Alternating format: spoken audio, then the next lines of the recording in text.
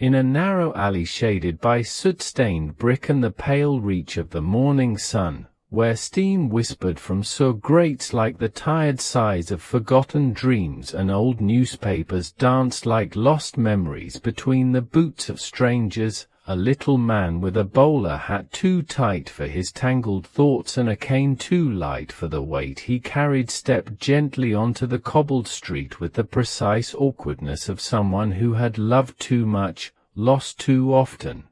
and laughed anyway. Because laughter, in all its wild defiance, was the last weapon he had against the absurdity of a world that never quite understood how to love the small, strange people it kept pushing aside, and so Charlie, who had once been a boy pressed between the hunger of London and the music of his mother's voice, now walked like a question mark bent by time and softened by hope through cities that didn't remember building him and stages that didn't realize how perfectly he belonged, and as he walked, he gathered the rhythm of factory whistles and piano tunes in dusty dance halls and the creak of wagons over wooden bridges, each note a thread in the music that played only in his head but shaped the way his feet moved, sideways and shy, like they were asking the ground permission to carry on dreaming, and though he had no home but the street and no love but the ones he met between scenes, he lived with a tenderness that made children laugh and grown men weep without quite knowing why. Because there was something about the way his eyes widened in surprise at a falling pie, or how his cane twirled in the air before catching gravity like it was just another part of the joke, that made the cruel world seem almost bearable, if only for a reel or two, and behind that smile, that half-wistful, half-mischievous smile, there was a library of sorrows, stacked with the silence of absent fathers, the rattle of empty stomachs, and the echo of stage doors closing just before he reached them, but none of it showed when he tipped his hat to a lady or gave a flower to a blind girl who couldn't see the world but could feel the gentleness in his fingertips, for Charlie had learned, in the lean years of vaudeville and the long nights of soup lines and sleeping beneath the stars of no particular name, that dignity wasn't given but invented, crafted from rags and timing, balanced on the fine thread between tragedy and laughter, and so he danced, not with grace, but with truth, a sort of stumbling poetry that made janitors feel noble and beggars feel seen, and his shoes, those oversized clowns of leather and sole, carried him from silent film to silver screen, from the howls of an audience to the hush of exile, from the bright lights of Hollywood to the cold lights of interrogation rooms where men in suits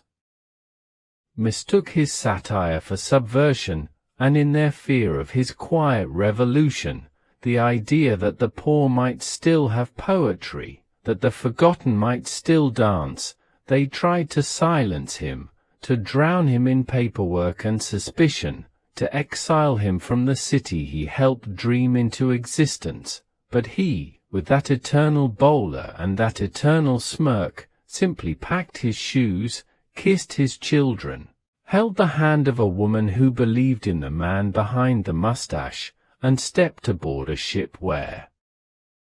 the stars above seemed to whisper that no ocean could drown a soul who carried laughter like a lamp. And as years passed and screens grew louder and faster and hearts grew harder and smaller, Charlie aged like the sepia films he'd once made magic with, his hair silvering like moonlight on memory, his body slowing like the last lines of a song. But even in his final days, surrounded by green hills and the soft laughter of grandchildren who knew only that he once made the world laugh,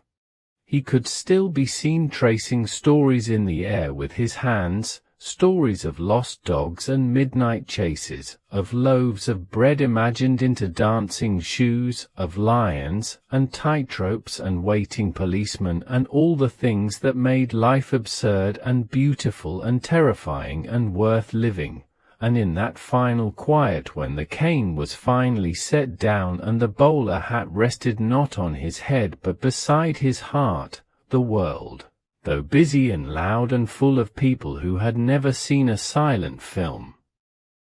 in their life, still paused, just briefly, as if some invisible music had stopped playing, and perhaps some small boy in some small alley with holes in his shoes and dreams too big for his pockets, picked up a stick and twirled it, not knowing why, only knowing that it felt like the right thing to do, as if somewhere, some little man had passed the baton, or the cane, or the spirit of it all, and the world, for one fleeting moment, remembered how to smile through tears.